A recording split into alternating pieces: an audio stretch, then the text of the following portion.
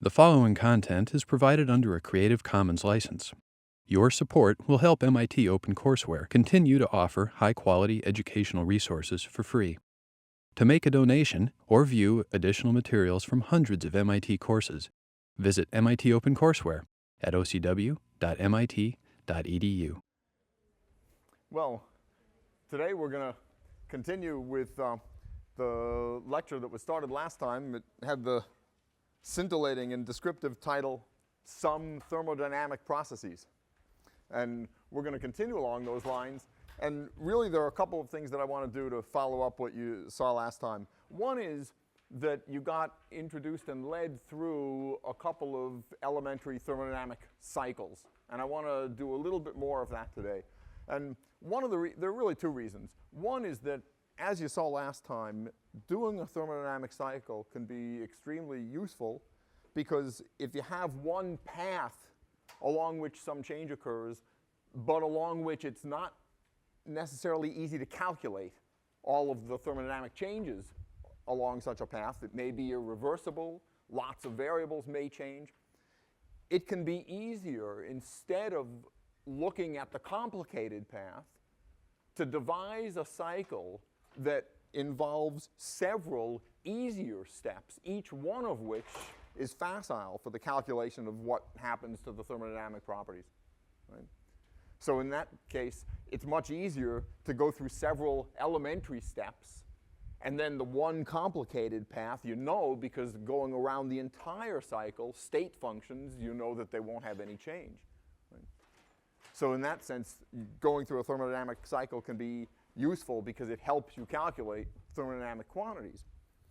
But the other reason to go through thermodynamic cycles and really to develop great facility with them is because there's just an awful lot of things in nature and things that we build that run in cycles where we want to calculate the thermodynamics. Right? If we build an engine for a car or anything else, it almost always is going to have some key element that's operating in a cycle. Otherwise, it won't keep going. Right? But it's not just engines that we might build, it's biological engines, right? Things that either produce or consume biological fuel to do different sorts of processes. Also, it's of course of key importance to understand what the, in that case, biological thermodynamics are. And again, there will be key elements that run in cycles, and understanding those can be extremely important in understanding how cellular function works. Okay? So what I'd like to do is go through one cycle, and then I'll suggest another for you to work through on your own. So consistent with the title of the lecture, we've got a section from your last lecture notes entitled Some Thermodynamic Cycles. And what we're going to do is go through a cycle. Please note these office hours and location, which I think wasn't specified before. So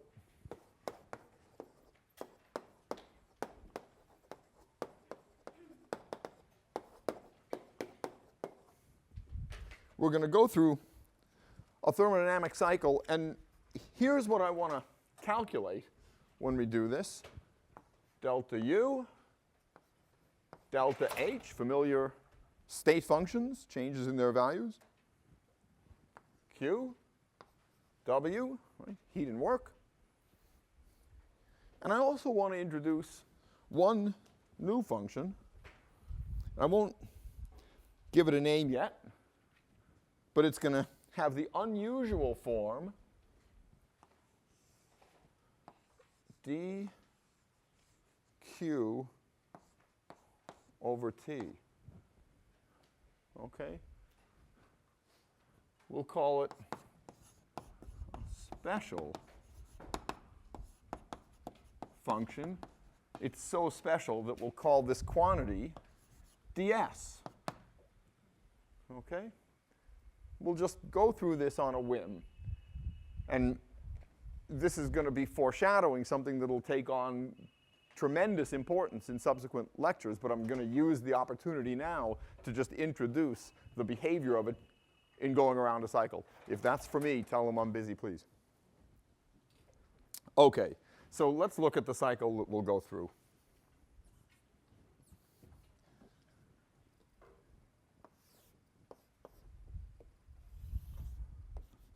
we're going to look at pressure volume changes similar to what you saw before. This time,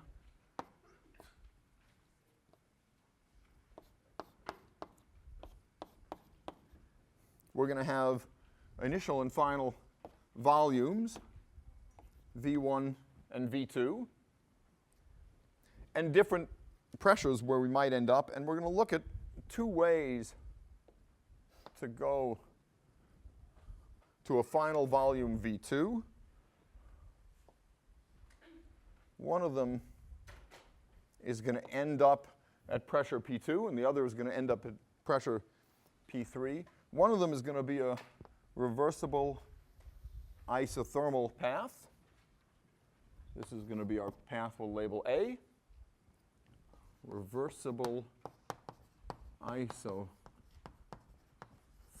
which is to say constant T, right? And we're going to start at temperature T1. So since it's constant temperature, this is going to end up at temperature T1. And then we're also going to consider a reversible adiabatic path.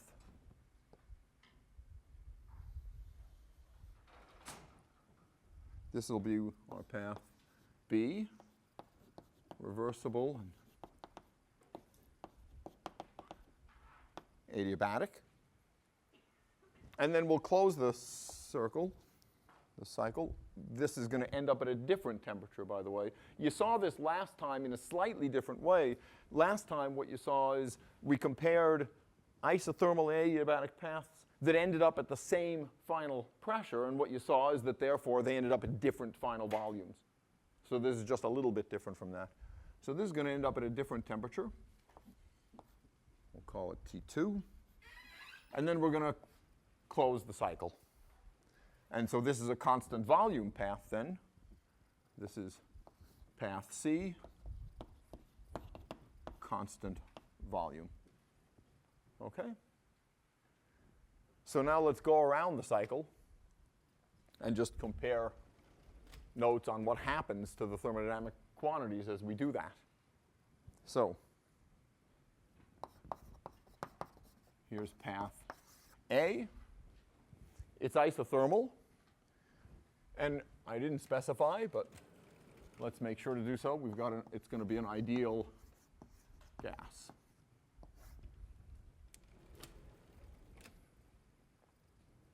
Okay, so A is constant temperature. What does that mean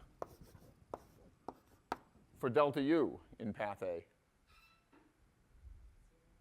0, right? Ideal gas, no temperature change, right? Has to be 0 because dA is CV dt for an ideal gas. dt is 0, there's no temperature change. Okay, how about delta H? 0, Cp dt for an ideal gas. dt is 0. All right, now it's reversible, so that means we can immediately write down an expression for the work. Since it's reversible, it's negative P dV, right? And since it's an ideal gas, then we can replace P, right, with RT over V. Right? We want to do that because we have too many variables here. We've already got dV. We'll get rid of P as an additional variable and replace it with V, which is already in here. Right? So it's minus RT1 dV over V, right? I can put in T1 because we're at constant temperature. So now we can just integrate straight away and find that the work in path A is just the integral of that quantity minus integral R T1 going from V1 to V2 dV over V. So it's minus R T1 log V2 over V1. All right? So let's just do a reality check here. The way I've got this drawn, volume is going up in this process, right? It's an expansion. So is the system doing work on the surroundings, or are the surroundings doing work on the system?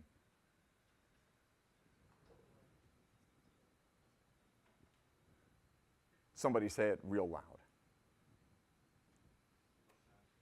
Yeah, the system's working on the surroundings, right? It's pushing out against them. Work is defined as the work that the surroundings do on the system. So this is a negative number, right? V2 is bigger than V1. This is positive. This whole thing is negative. Right? All right. Q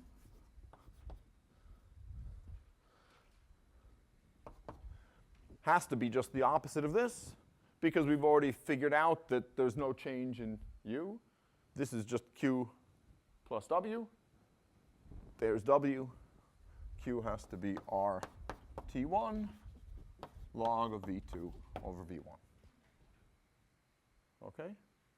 So that means heat is being imparted to the system, right, from the surroundings, right, in a manner that compensates exactly the amount of work done. Okay? All right. So these are the thermodynamic quantities that you're familiar with already. Let's just quickly look at our special function.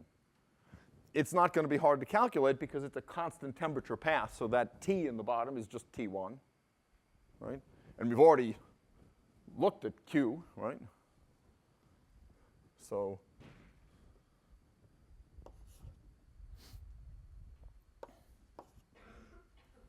dQA over T1, it's just R log V2 over V1, right? So there's our special function for this particular path. Okay? So that's path A. Now let's compare to path B.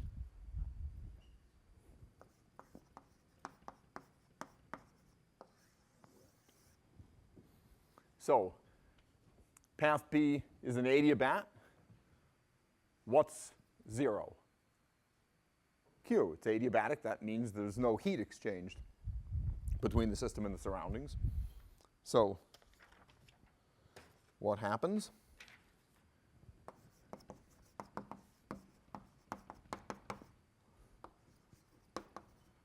QB is 0. There is a change in temperature, right? We've got, if we say it's a mole of gas, it's going from P1, V1, and T1 to 1 mole of our gas at P3, V2, and T2. So unlike before, now temperature is going to change.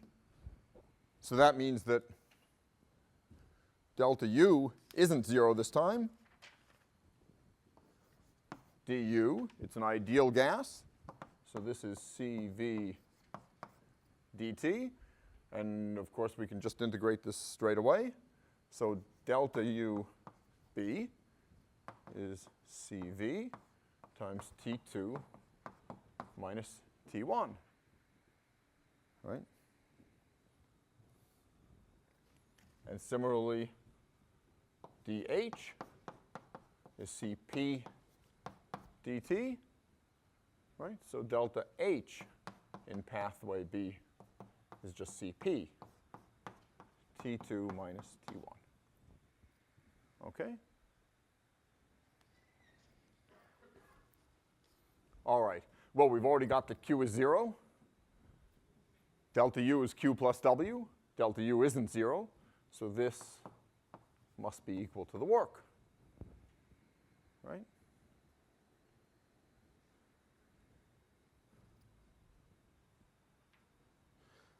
And now we can look at our special function. But since this is 0, right, dQB is 0 along path B. So our special function, ds, It's integral dqb over t, it's equal to 0. Okay?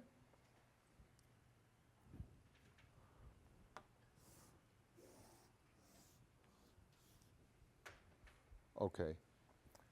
Finally, let's look at our third path, this constant volume path that's going to connect T1 and T2. Right? Constant volume, what's 0? Oh, a little more noise here. What's 0? Work. Great. So, path C, constant volume means our work in path C is 0, right? Now,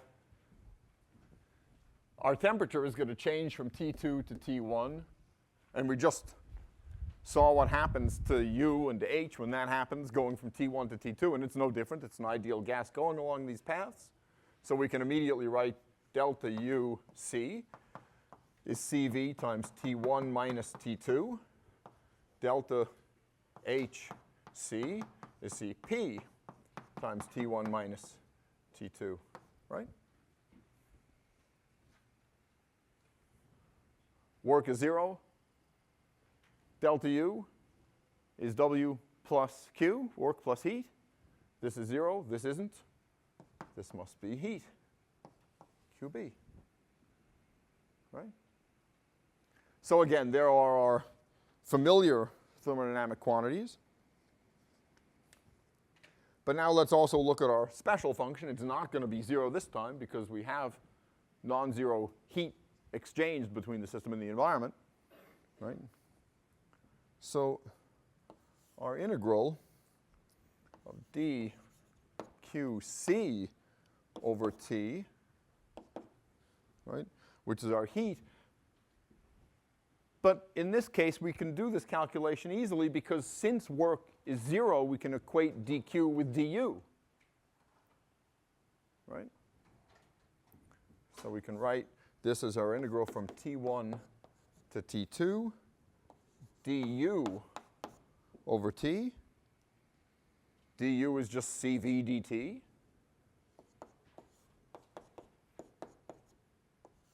Oops.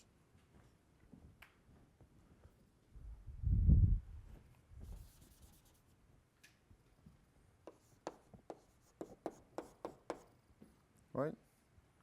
So this is just Cv log T2 over T1. Okay? So now we've completed the cycle. So let's just compare. Let's compare what happened in path A to what happened in paths B and C. Yeah? Shouldn't it be for QC? Oh. What did I do here? Ah, sorry. Yes, of course. Thank you.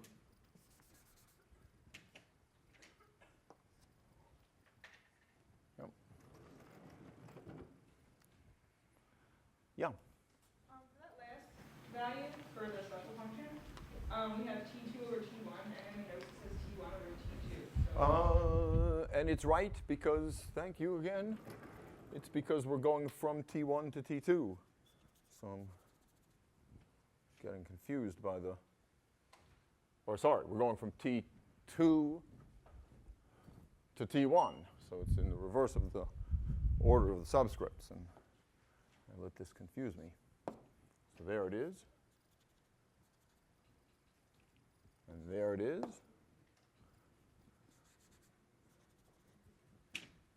And there it is. Thank you. Any other details that should be pointed out? All right, then let's proceed. So what we're going to do is our comparison of what happened on pathway A to what happened in the combined pathways B and C, right? So here are our results for pathway A, right? For delta U, 0, delta H, 0. I didn't actually explicitly write it, or did I? Let's just write it again. Here's our work in path A, and here's our heat exchanged in path A. Now let's look at the sum of B and C. So B plus C.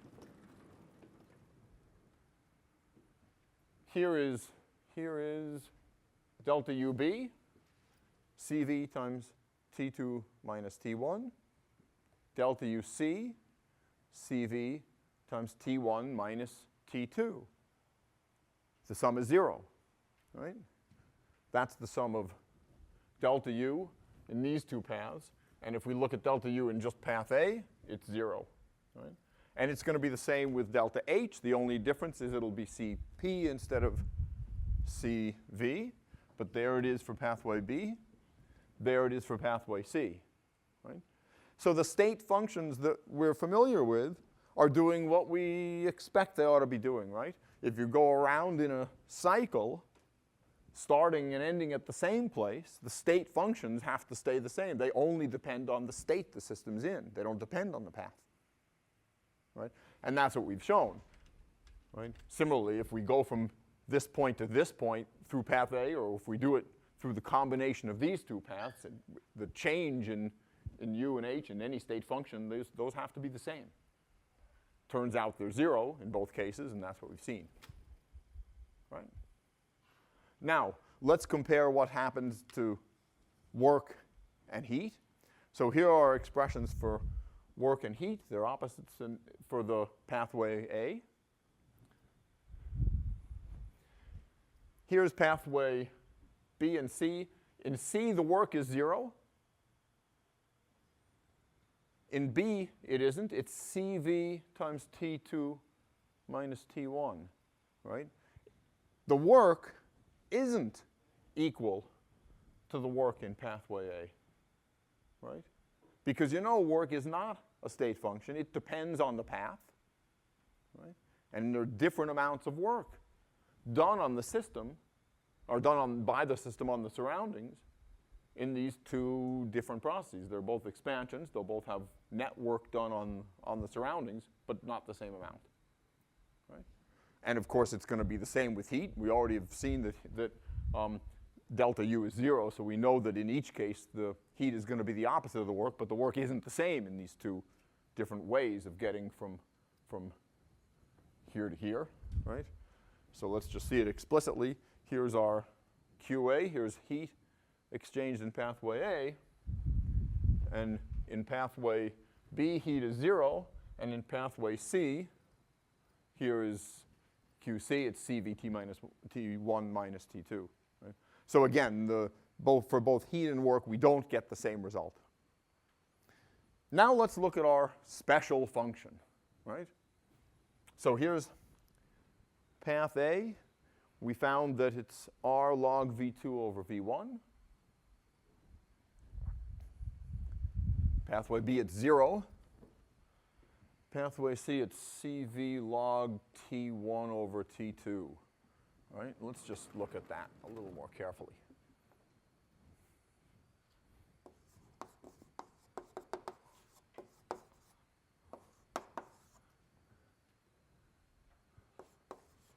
R log V2 over V1, right?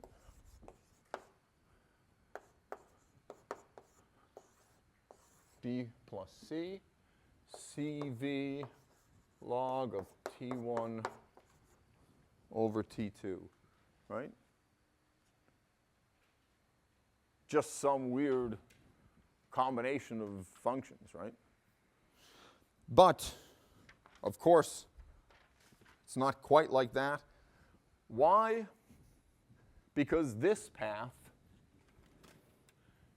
is an adiabatic path.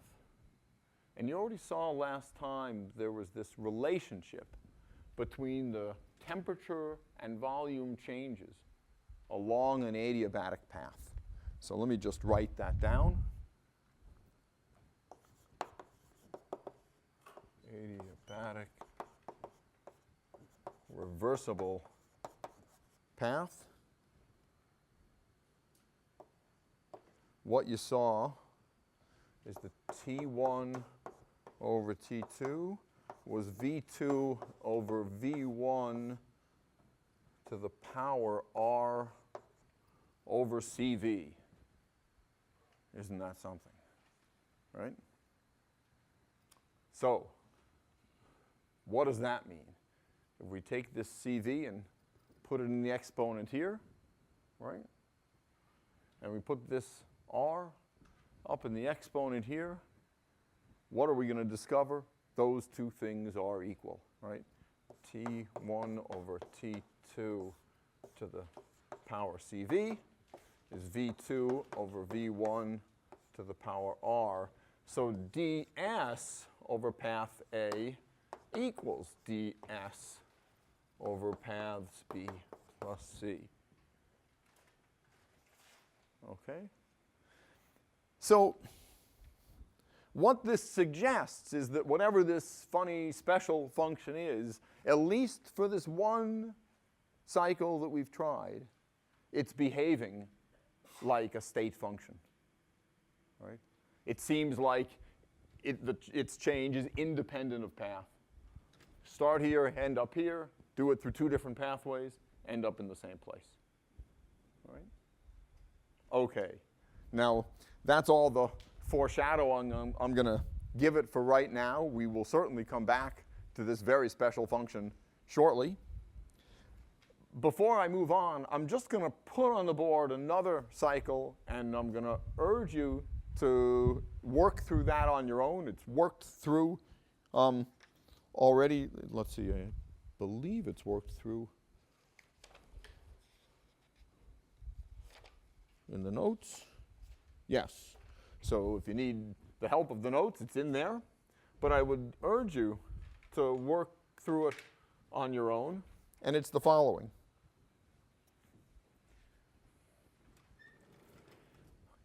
Let's start with this same path A, all right?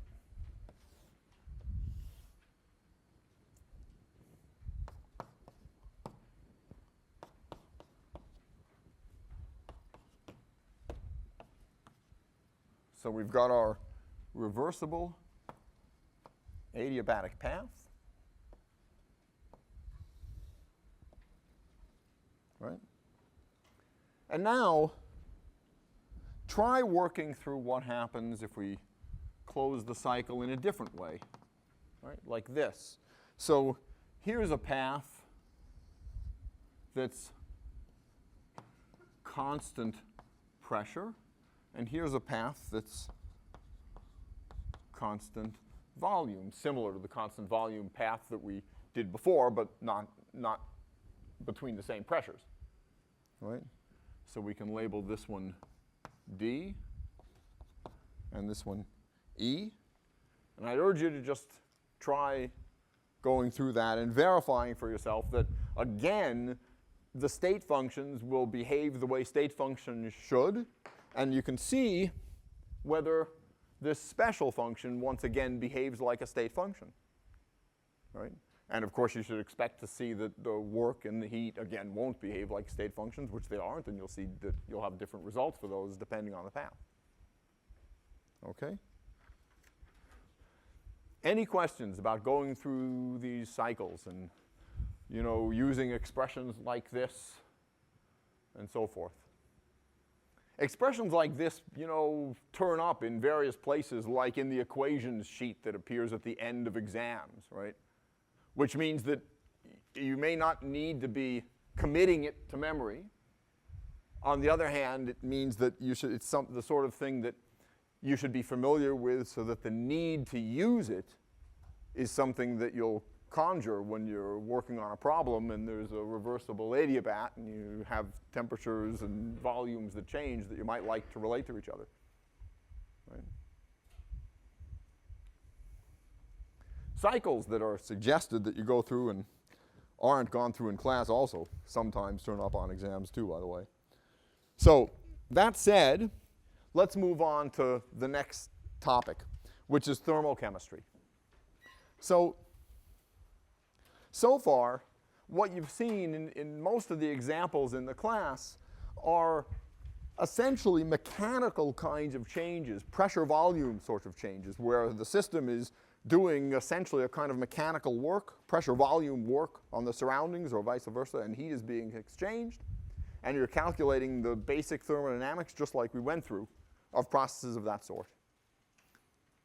Now, I'd like to start introducing something that's really central to chemical thermodynamics, namely chemistry, right?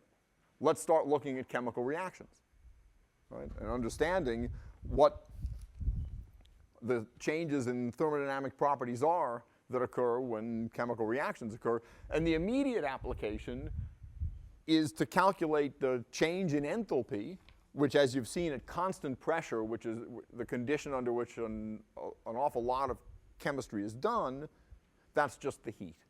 Which means we're going to calculate heats of reaction, right? You're running some reaction, you're in the atmosphere, it's at constant pressure. You know, you mix acid and base together and the thing heats up like crazy, right? Or other things might react spontaneously and you can feel something cooling off, right? I mean, simple examples of these happen when if you buy cold or hot packs and you break the seal between them and feel the thing get cold, for example, right? Or hot.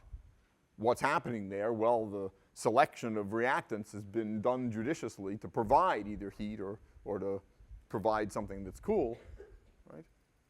And all of that is coming out of the heat of reaction, whether it's positive or negative, right? Of course, the biggest practical application is burning of fuel, right? You might use the heat and convert it into pressure volume work, right? So if it's an internal combustion engine, right, you'll do a reaction, there'll be heat of reaction, there'll be a volume change depending on the conditions and under which it occurs. You can extract work, right, through the reaction and so forth. So let's just see how you run through some of those calculations. Now, let me just ask who here took 5.11.1? And who here took 5.11.2? Okay. Now, you've seen some thermochemistry in 5.11.1 and 5.11.2.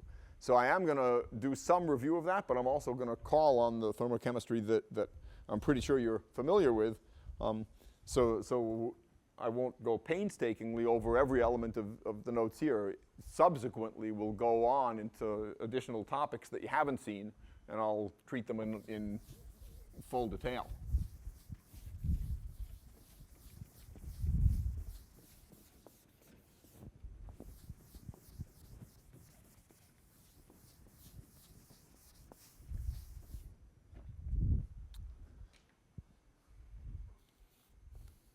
Okay, so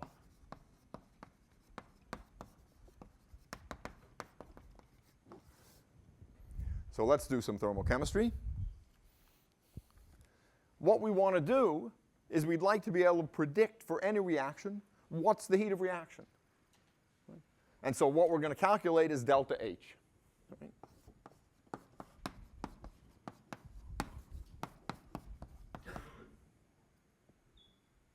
So for any kind of reaction, we should be able to do that, right? And we're going to treat constant pressure situations, certainly at first and most of the time, right?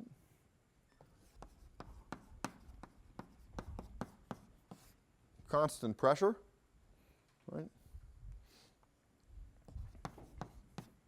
Reversible.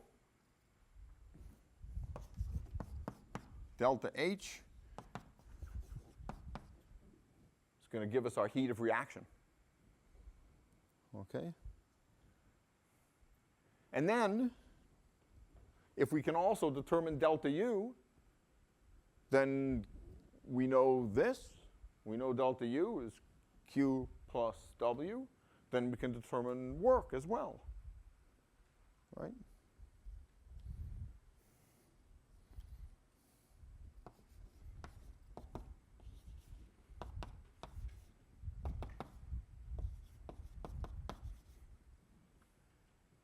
And typically,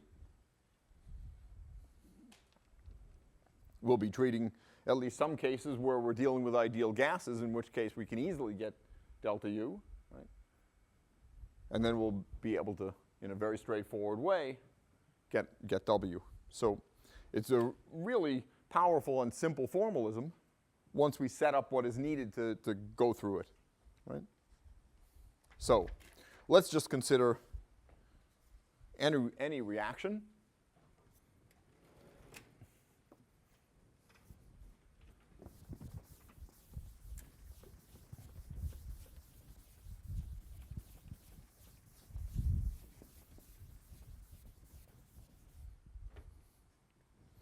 The one that I've got written down for you is, it's the reverse of the rusting of iron, right? So iron left to its own devices in the atmosphere in the presence of a little bit of water, and the atmosphere will start combining with the water to form iron oxide. There's an equilibrium between the two, so we'll have an iron oxide species. It's a solid.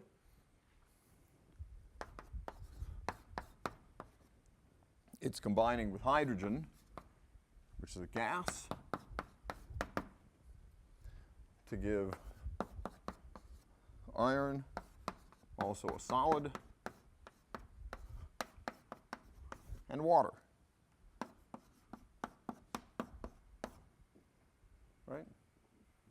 So the way I've written this, we're imagining the iron, the solid iron, immersed in the water as a liquid. Could be calculated otherwise as well. But in this case, we're imagining the water is liquid. And going in this direction, then, it's forming iron oxide and evolving hydrogen gas. Okay? And our heat of reaction, or enthalpy of reaction, is defined as the enthalpy at constant pressure, isothermal conditions. Temperature won't change, and reversible work.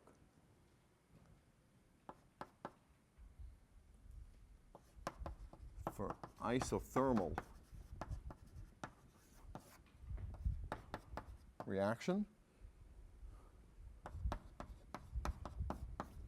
constant pressure,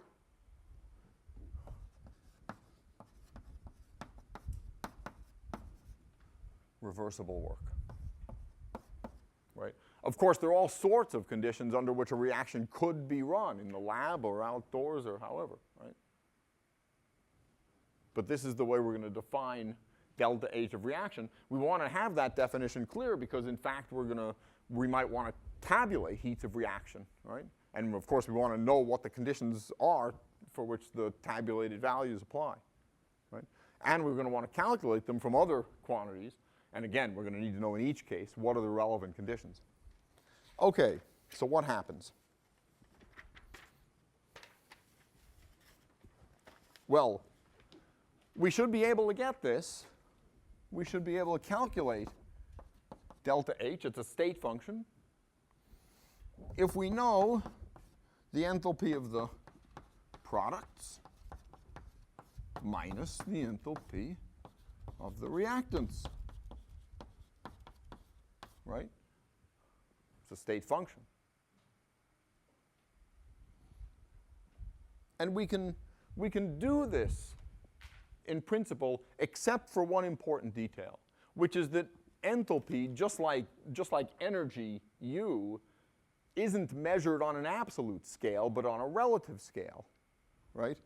You know, if you want to measure the potential energy of something in a gravitational field, you have to define the zero somewhere, right? Because it's arbitrary. You could set it anywhere you want. It's the same with enthalpy. Enthalpy is just U plus PV.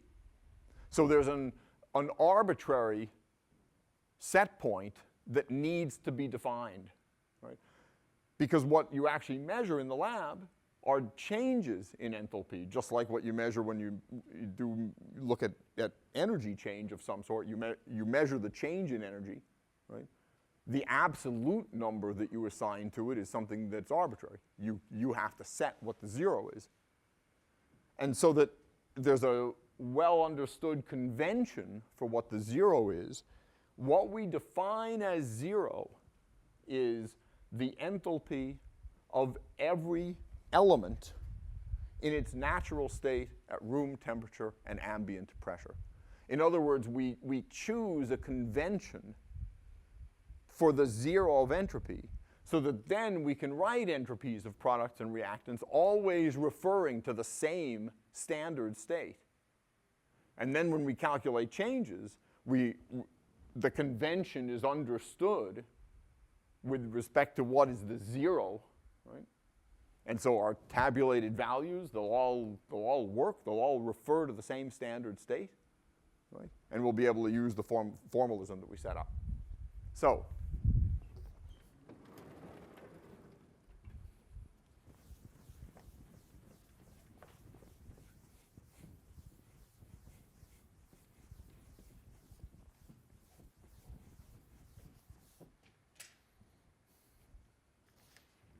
our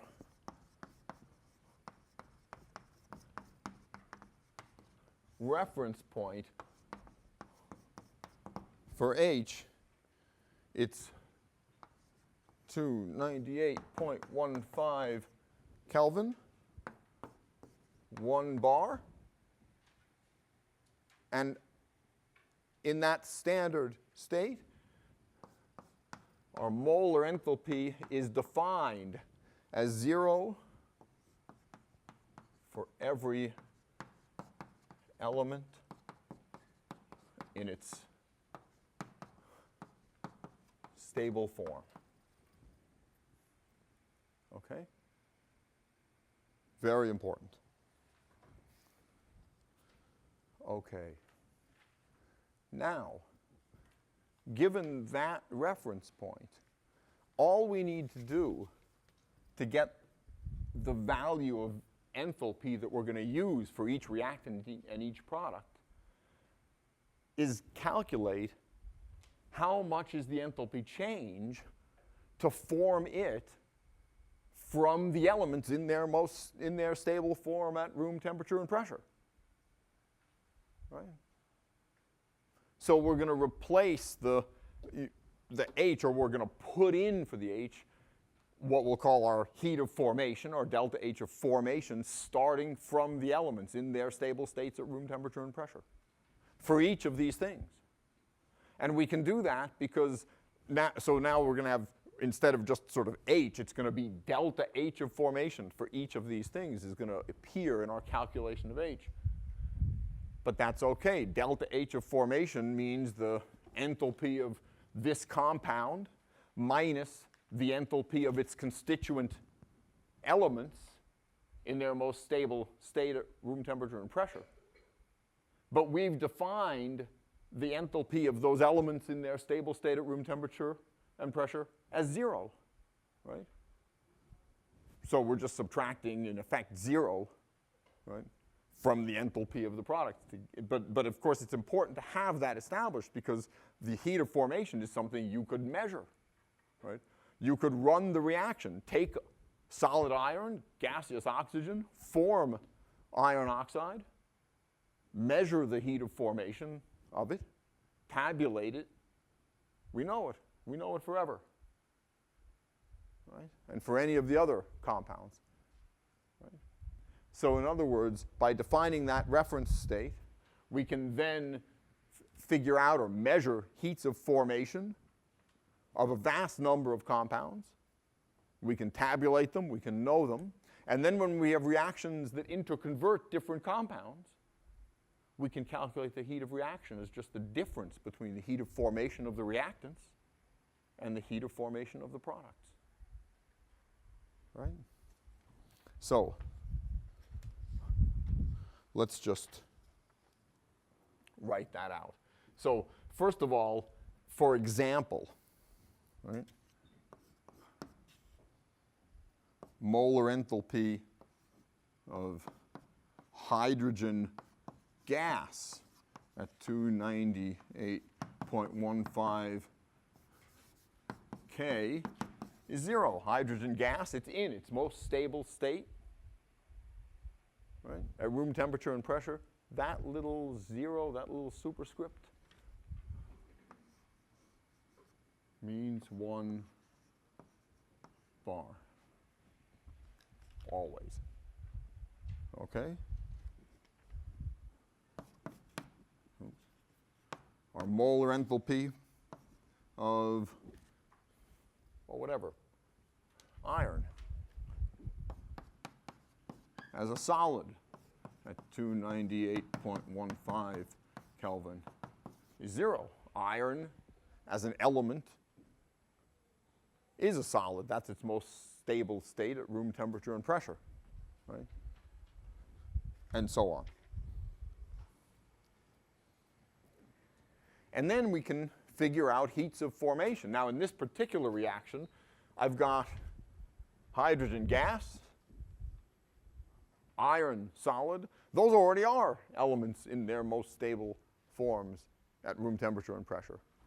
But this is a compound, right? It has some non-zero heat of formation from the elements. So is water, right? So I need to find out the heats of formation of the iron oxide and the water. And if I do that, then I can find out the change in enthalpy of this reaction. It's just going to be the heat of formation of these 3 moles of water minus the heat of formation of the iron oxide. Okay?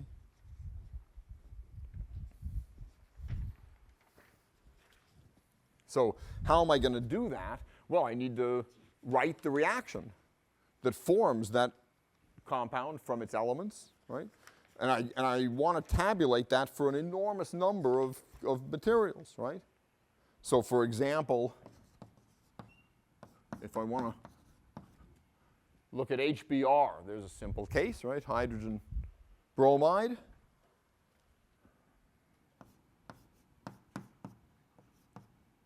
What's my heat of formation? Delta HF. It's going to have our little 0, right? How do I calculate it? Well, I need to write the reaction that forms this from its constituent elements.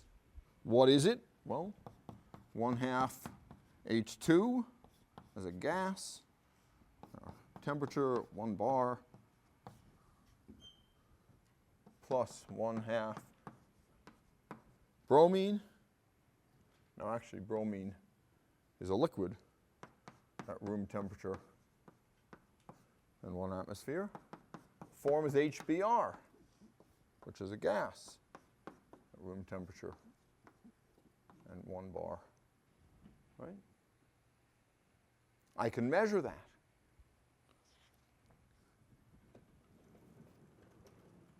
And the heat of reaction for this, delta H of reaction, is equal to delta H of formation of HBr as a gas at our temperature and 1 bar. Okay? So that's how we determine our heats of formation, right? We measure them for all these compounds.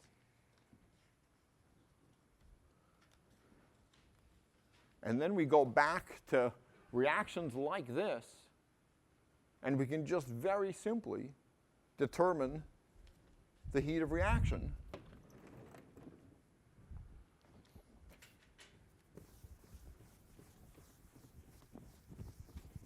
Because all we're doing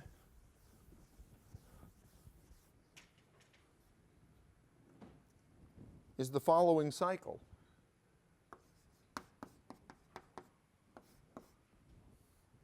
We go from reactants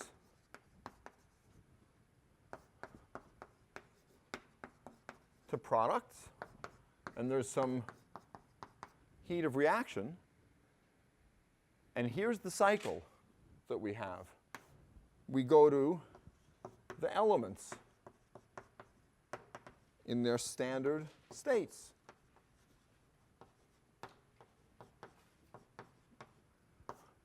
In both cases. So we're really just doing our delta H is the negative sum of delta H of formation for the reactants, right? Because here what we're doing is we're gonna take apart our reactants and form the elements from them, right? So written this way, for example, I'm going to pull these things apart, and I'm going to have solid iron, and I'm going to have gaseous oxygen. And I know that the enthalpy of that reaction, that's just given by the heat of formation, the enthalpy of formation of iron oxide, right? Here, now I'm going to take those same elements, and I'm going to make the products, right? I know it's going to work because I already had this reaction, so all the, I'm going to conserve atoms in the right way. So here, I'm going to have delta H is just the sum for all the products of delta heat of formation, right? Here I'm going to put together all the products. So this is the positive heat of formation. This is the negative heat of formation, right? In other words, I've got reactants and I've got products. What's delta H of reaction? It's delta H of formation of the products minus delta H of formation of the reactants, right? That's the important message. Delta H of formation of the products minus delta H of formation of the reactants. Any questions? All right. Tomorrow I'll go through the remaining details. The truth is, after this, it's all arithmetic, right? We're just going to go through it and execute it a little bit. All right? And then we'll move on and talk about how we'd actually make some of these measurements of delta H and compare them to what we calculate. All right. See you tomorrow.